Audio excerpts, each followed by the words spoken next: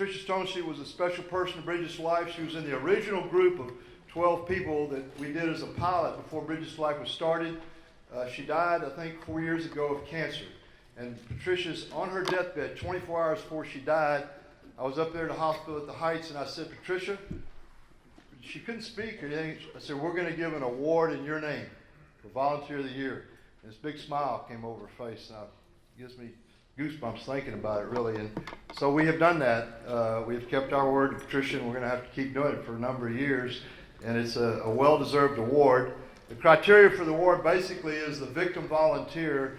A lot of our volunteers, about 40% have had a victim of crime affect their life, or a crime affect their life.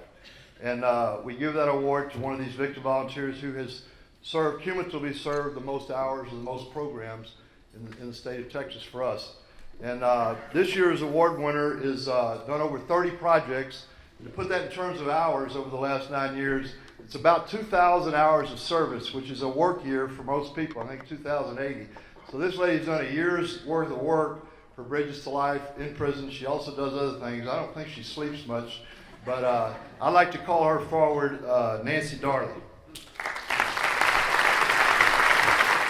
I can't even tell you how excited this makes me. In 2002, I belonged to a church community that's all about mercy and grace. And in 2002, I don't think God has a sense of humor or anything, but actually Matt Russell is in the building, and he was my inspiration for paying it forward. So I prayed about it, and God told me to go to prison, and I pretty much told him where to go. But he was right, and the Burks invited me to do one project for BTL, and I agreed. And John, your numbers are wrong. I've done 38. 38, okay. That's why you got the award. For all of you who are not volunteers in this program, let me tell you a little bit about what we get as victim volunteers. I can't think of another thing I do in my life where I get to see grace and mercy every single week of my life. And I'm teary because Patricia was a very, very good friend of mine, and I promised her I'd get this award someday. But